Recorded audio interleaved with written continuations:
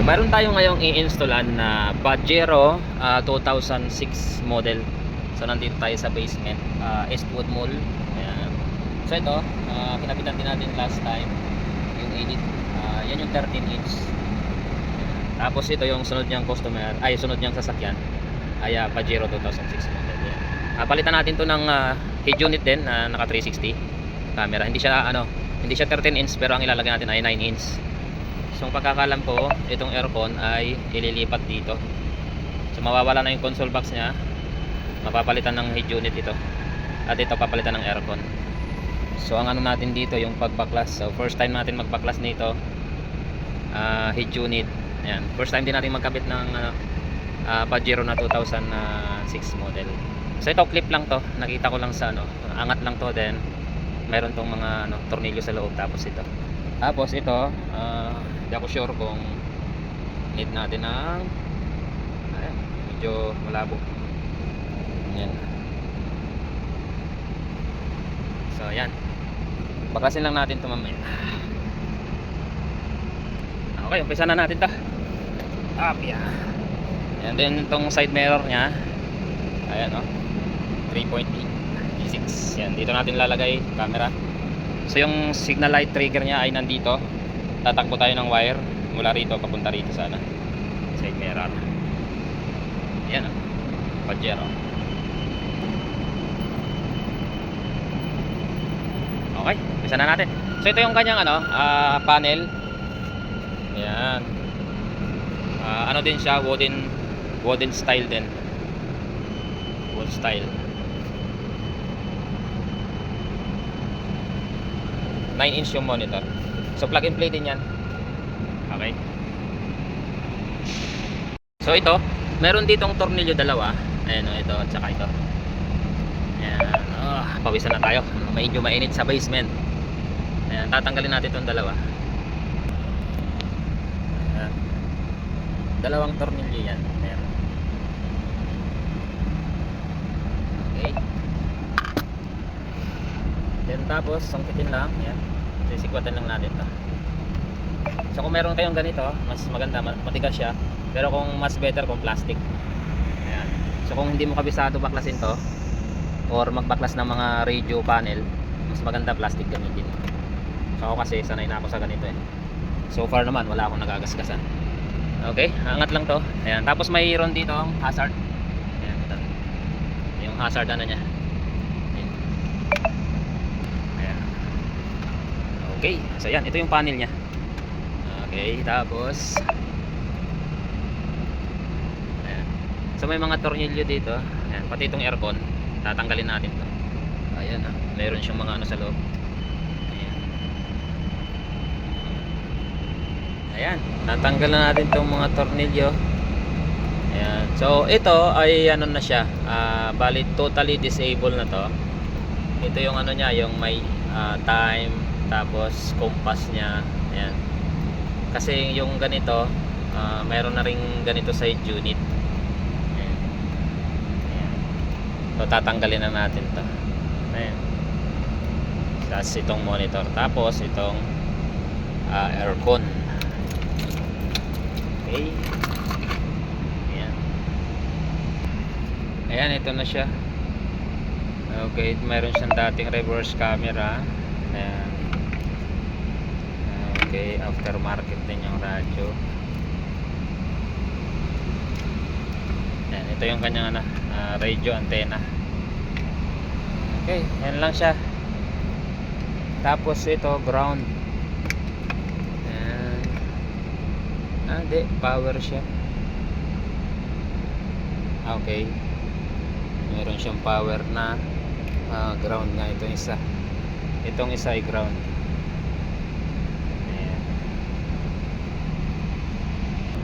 Yan, baklas na. Tapos meron siyang ito. Walang to? Charger.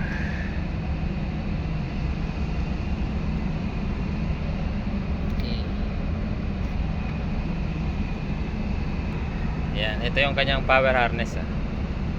Din siya, plug and play din. Ayan. So try natin yung kanyang heat unit.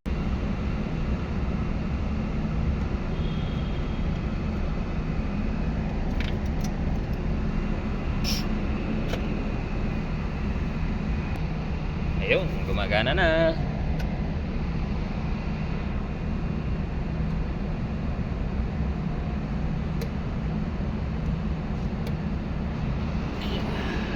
Ayan na. Okay.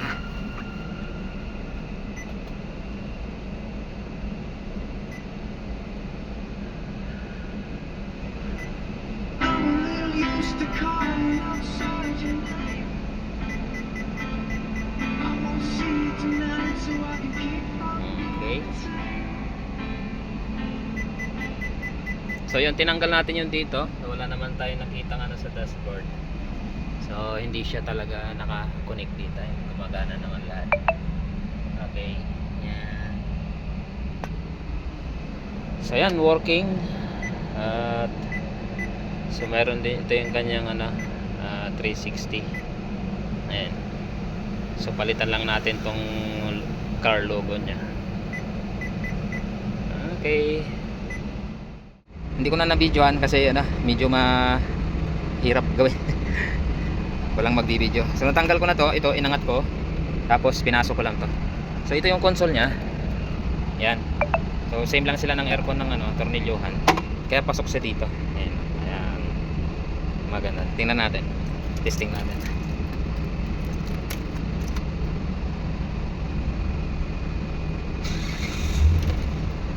Okay.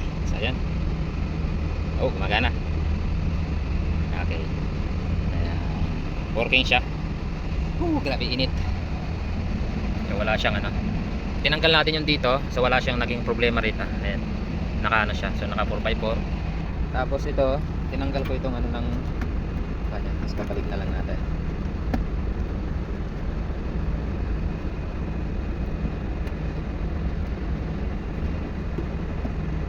Tapos paano balik to?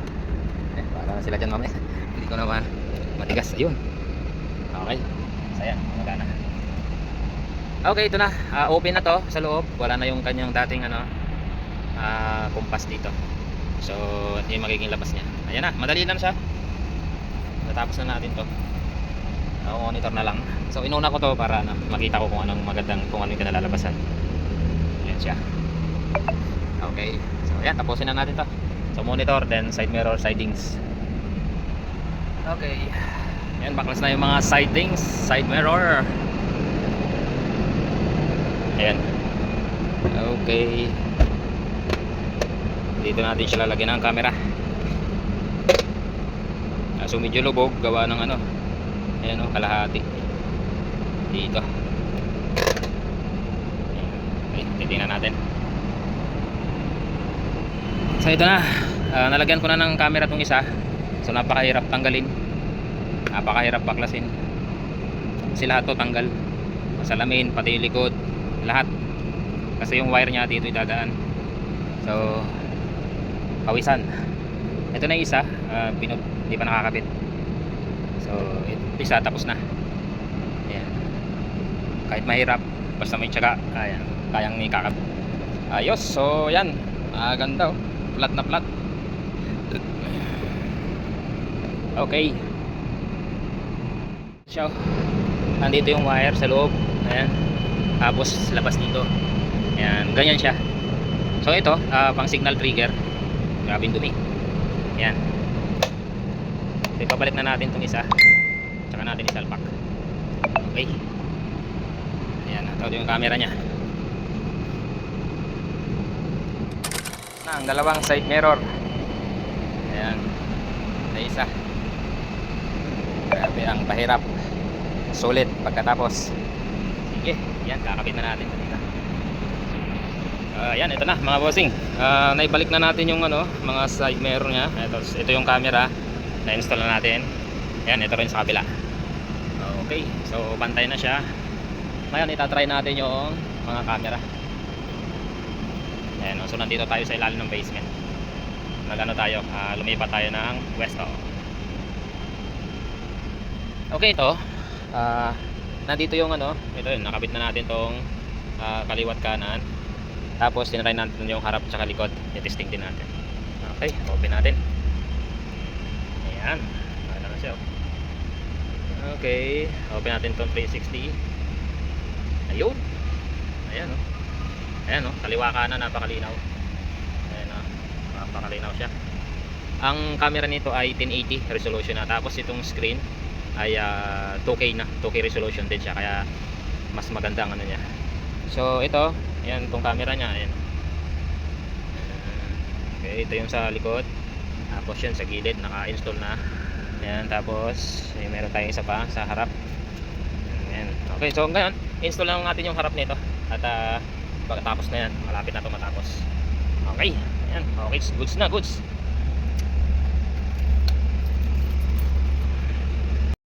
Ayun, no? Ayan, na-install na natin yung harap. Ayan, camera nya. Okay, tapos yung likod, tapos na rin. Ayan, oh. Ayan, ito siya. So dito natin ilagay kasi wala siyang ibang lagayan. Ayan, ito, medyo sagabal siya ng konti. Sa gitna lang, pero yung sa gilid din kitang-kita naman siya. Meron kasi siyang 2 hits. Ayan. Kasi dito wala talaga siyang ano. Kung dito man natin ilalagay, magiging blind spot siya dahil dito sa gulong. Ayan, wala siyang makita dito sa side. Kaya no choice, dito talaga siya. Pero makikita natin mamaya kasi may 2 hits siya. Kitang-kita naman siya.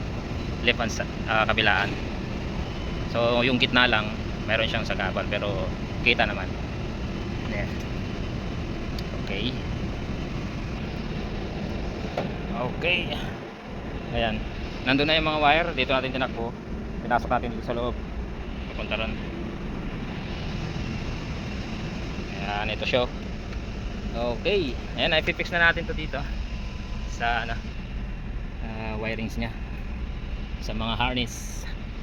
Ito yung panel nya. Ayan, wooden style. So ito bihira lang ito mabibili dito, online karamihan. Itong wooden style medyo kamay-kamahalan lang siya. Ayan. So ayan, okay, tapusin na natin to. Ayan, na-fix na natin yung mga wiring nya. Ito GPS, tapos ito yung 4G. Ayan, ito yung power harness. Ito yung 360 USB cable. Meron siyang USB.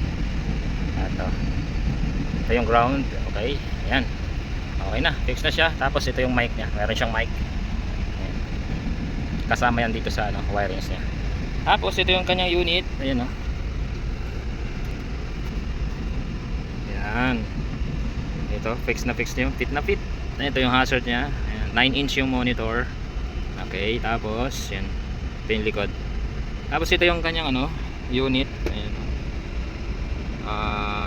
Model nya G85 4G 460/40 SP360.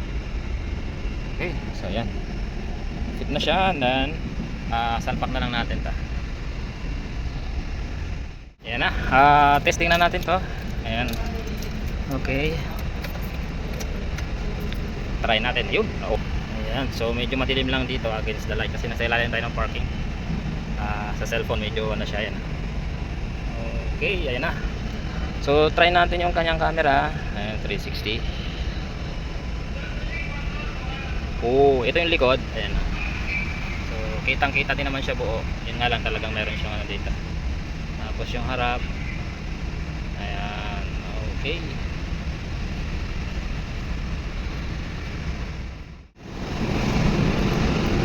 So ito, magka-calibrate na tayo. Calibrate time. Yan. Okay. Off natin yung ilaw. So yan, kakalibrate na natin ito. 360 yan. Meron siyang ano sa gitna, pero kitang kita naman siya sa gilid yan. So makakalibrate pa rin siya. Ayan, okay. Right side. Ayan. So yan, blind spot siya, wala siyang makita. Ayan, so pag nakalibrate, okay na siya. Try natin. Okay, calibrate.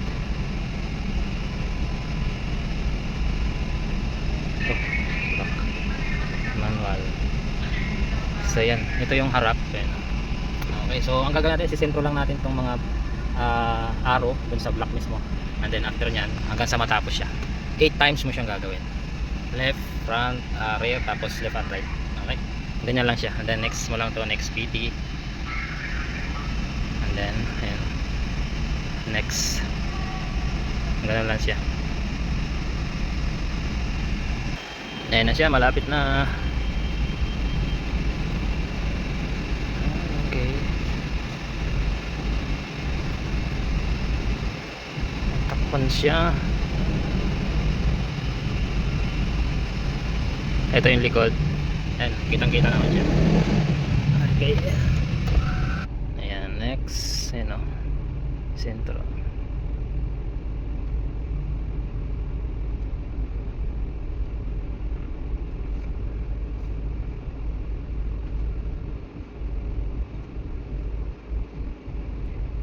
Ayan, last na siya. Okay,